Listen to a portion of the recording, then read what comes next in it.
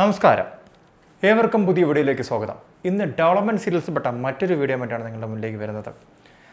ഡെവലപ്മെൻറ്റിൻ്റെ ഒരു പുതിയ ചരിത്രം കുറിക്കാൻ പോവുകയാണ്. കേരളമെന്ന് പറയാൻ പറ്റത്തില്ല, പക്ഷേ കേരളവുമായി ബന്ധപ്പെട്ട മനുഷ്യൻ. ആ വീഡിയോ ആണ് നിങ്ങളുടെ മുന്നിലേക്ക് കൊണ്ടുവരുന്നത്. ഇന്നത്തെ വീഡിയോ എന്ന് പറയുന്നത് ഫ്ലൈറ്റ് 91 ആണ്.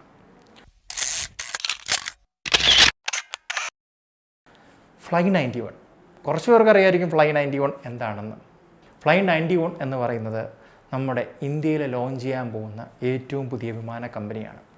അപ്പോൾ നിങ്ങൾ വിചാരിക്കുന്നുണ്ടാവും, ഞാൻ തുടക്കത്തിൽ ആമുഖമായിട്ട് കേരളത്തെ പറ്റി എന്തിനാണ് തള്ളിയത്, അങ്ങനെ എല്ലാം ഒരു സംശയം നിങ്ങൾ വന്നിട്ടുണ്ടാവും.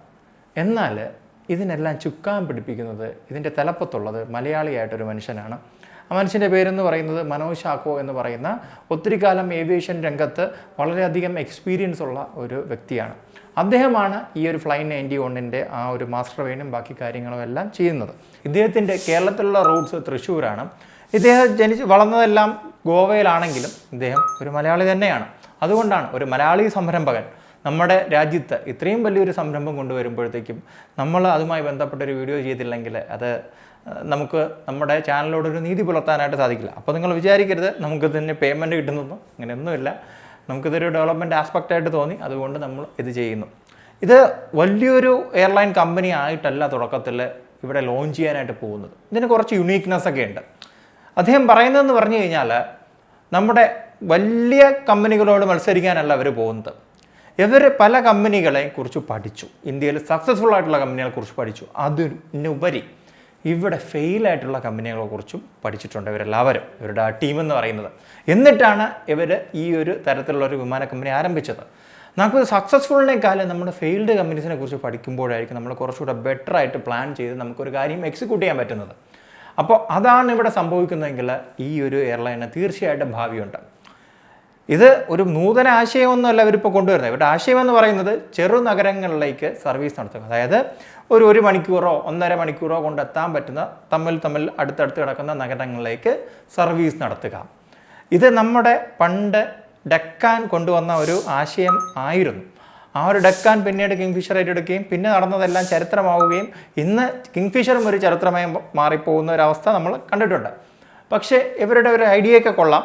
കാരണം തുടക്കത്തിൽ ഒരു 200 കോടി രൂപയുടെ ഒരു ആസ്തിയിലാണ് അവർ ബേസിക്കായിട്ട് ഈ സംഭവം തുടങ്ങുന്നത്.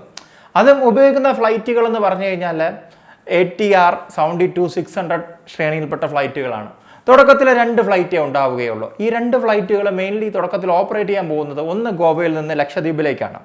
നമുക്കറിയാം, ഗോവ എന്ന് പറയുന്നത് ഇന്ത്യയുടെ ഒരു പ്രധാനപ്പെട്ട ഒരു ടൂറിസ്റ്റ് ഡെസ്റ്റിനേഷനാണ്. അതുപോലെ ലക്ഷദ്വീപ് എന്ന് പറയുന്നത് ഇന്ത്യ ലോകത്തിന് മുന്നിൽ മുന്നോട്ട് വയ്ക്കുന്ന ഒരു വൻ ടൂറിസ്റ്റ് പദ്ധതിയുടെ ഒരു തുടക്കമാണ്. ലക്ഷദ്വീപ് എന്ന് പറയുന്നത് നമുക്ക് എല്ലാവർക്കും അറിയാം, ബ്യൂട്ടിഫുള്ളാണ്. അവിടെ അധികം നമ്മളാരും എക്സ്പ്ലോർ ചെയ്തിട്ടില്ല. അങ്ങനെ ഒരു സ്ഥലത്തേക്ക് വളരെയധികം കണക്ടിവിറ്റി കുറവാണ്. ആ കണക്ടിവിറ്റി കുറവുള്ളിടത്തേക്കാണ് ഫ്ലൈറ്റ് 91 എന്ന് പറയുന്ന ഈ വിമാന കമ്പനി ആദ്യ സർവീസ് നടത്താനായിട്ട് പോകുന്നത്. ഇതിന് പുറമെ ബാംഗ്ലൂരുമുണ്ട്. അപ്പോൾ ബാംഗ്ലൂരിൽ നമുക്കറിയാം, ഇന്ത്യയുടെ സിലിക്കൺ വാലി എന്നറിയപ്പെടുന്ന നഗരമാണ് ബാംഗ്ലൂർ എന്ന് പറയുന്നത്. ഒട്ടനവധി ടെക്കീസ് ഉണ്ട്, അതുപോലെ തന്നെ ഒട്ടനവധി കമ്പനീസ് അവിടെ നിന്നുണ്ട്. വളരെ വേഗം വളരുന്ന ഒരു നഗരമാണ് ഈ ബാംഗ്ലൂർ എന്ന് പറയുന്നത്. അപ്പോൾ അവിടെ നിന്നും ഗോവയിലേക്ക് നമ്മുടെ ഫ്ലൈറ്റ് 91 സർവീസ് നടത്താനായിട്ടുള്ള ആലോചനകൾ നടത്തുന്നുണ്ട്. അവിടെ നിന്ന് ഒരു സർവീസ് ഉണ്ടാവാനും സാധ്യതയുണ്ട്. തുടക്കത്തിൽ കേരളത്തെ ഉൾപ്പെടുത്തിയിട്ടില്ല ആദ്യത്തെ സർവീസ്, പക്ഷേ 2ാം ഘട്ടത്തിൽ കേരളം തീർച്ചയായും ഉൾപ്പെടുമെന്നാണ് ഇപ്പോൾ അറിയാനായിട്ട് സാധിക്കുന്നത്. ആദ്യഘട്ടത്തിൽ ഈ പറയുന്ന 2 വിമാനങ്ങൾ വെച്ചിട്ടാണ് തുടങ്ങാൻ പോകുന്നത്. അത് കഴിഞ്ഞിട്ട് ഇത് 6ഓളം വിമാനങ്ങളാവും. 6ഓളം വിമാനങ്ങളാവുമ്പോൾ ഇനി പറയുന്ന നഗരങ്ങളിലേക്കും ഇവിടുന്ന് ഫ്ലൈറ്റ് 91 സർവീസ് നടത്തും. ഗോവ, ജൽഗാവ്, സിന്ധുദുർഗ്, പൂനെ, ബംഗളൂരു, ഹൈദരാബാദ്. ഇനി ഫ്ലൈറ്റ് 91 എന്താണ് ഈ 91 അല്ലേ? നിങ്ങൾക്ക് എല്ലാവർക്കും ഒരു ആകാംക്ഷ ഉണ്ടാവും, എന്തുകൊണ്ട് ഫ്ലൈറ്റ് 91 എന്ന് പേരിട്ടു? ഫ്ലൈറ്റ് 91 എന്ന് പേരിട്ടത് മറ്റൊന്നുമല്ല, 91 നിങ്ങളെല്ലാവരും ജസ്റ്റ് 1 മിനിറ്റത്തേക്ക് അല്ലെങ്കിൽ ഒരു 30 സെക്കൻഡൊക്കെ ആലോചിച്ച് നോക്കൂ. 91 ഇന്ത്യയുമായി ബന്ധപ്പെട്ട എന്താണ് എന്നൊന്ന് ആലോചിച്ച് നോക്കൂ.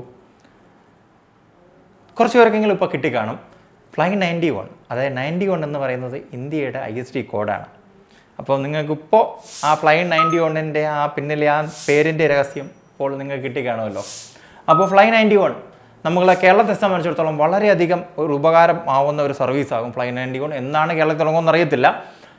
തുടങ്ങുമ്പോൾ നമ്മുടെ പ്രധാനപ്പെട്ട നഗരങ്ങളായ തിരുവനന്തപുരം, അതുപോലെ തന്നെ നെടുമ്പാശ്ശേരി എയർപോർട്ട്, അതുപോലെ നമ്മുടെ കോഴിക്കോട് എയർപോർട്ട്, ഇത് തമ്മിൽ നമുക്ക് കണക്ട് ചെയ്യാനായിട്ട് സാധിക്കും. തിരുവനന്തപുരത്ത് നിന്ന് 1 മണിക്കൂർ കൊണ്ട് നമുക്ക് കോഴിക്കോട് എത്തിച്ചേരാനായിട്ട് സാധിക്കും. അതുപോലെ തന്നെ 1/2 മണിക്കൂർ കൊണ്ട് നമുക്ക് കൊച്ചിയിലും എത്തിച്ചേരാനായിട്ട് സാധിക്കും. ഈ 3 വിമാനത്താവളങ്ങളിൽ നിന്നും അടുത്തുള്ള സർവീസുകൾ, അടുത്തുള്ള വിമാനത്താവളം, ലക്ഷദ്വീപ് സർവീസ് ഇവിടെ നിന്ന് ആരംഭിക്കാനായിട്ട് സാധിക്കും. ട്രിച്ചി, മധുരൈ, അങ്ങനെ പല കുഞ്ഞു വിമാനങ്ങൾ. ഇനിയിപ്പം നമുക്ക് ഒരു കോയമ്പത്തൂർ സർവീസ് കൊച്ചിയിൽ നിന്ന് ആരംഭിച്ചുകൂടെ?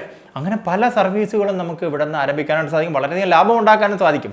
അപ്പോൾ ഇതെല്ലാം Fly91ൻ്റെ ഈ കമ്പനി എന്ന് പറയുന്നത് ശ്രദ്ധിക്കുമെന്ന് പ്രതീക്ഷിക്കുന്നു. അപ്പോൾ എല്ലാവിധ ഭാവുകങ്ങളും നമ്മൾ നേരുന്നു. അവർ കാണുമെന്നൊന്നും അറിയില്ല, എന്നാലും നമ്മുടെ വക ഒരു ഓൾ ദ ബെസ്റ്റ് ഈ സമയത്ത് നമ്മുടെ Fly91 ടീമിന് നൽകുന്നു. എത്രയും പെട്ടെന്ന് കേരളത്തിൽ വരട്ടെ, എത്രയും പെട്ടെന്ന് അത് ഇന്ത്യയിൽ ഉടനീളം വ്യാപിക്കട്ടെ. ഒരു കാര്യം വിട്ടുപോയി, അവർക്ക് ഇന്ത്യയിലെ ലക്ഷ്യമെന്ന് പറയുന്ന അടുത്ത 5 വർഷത്തിനുള്ളിൽ 50 സിറ്റികളിലേക്ക് ഈ വിമാനം പറത്തുക എന്നതാണ്. അപ്പോൾ 50 ഡെസ്റ്റിനേഷൻസ് ഇന്ത്യക്കകത്ത് തന്നെ അവർ അടുത്ത 5 വർഷത്തിനുള്ളിൽ എത്തിച്ചേരാനാണ് അവർ തയ്യാറെടുക്കുന്നത്. അപ്പോൾ മറ്റൊരു വീഡിയോയിൽ മറ്റൊരു വിഷയമായി വരുന്നത് വരെ ഞാൻ ഷിബു സാലിഹ, എന്നോടൊപ്പം പ്രണാസ് രാജ് നിർത്തുന്നു. നന്ദി, നമസ്കാരം. Keep watching Chris Kerala.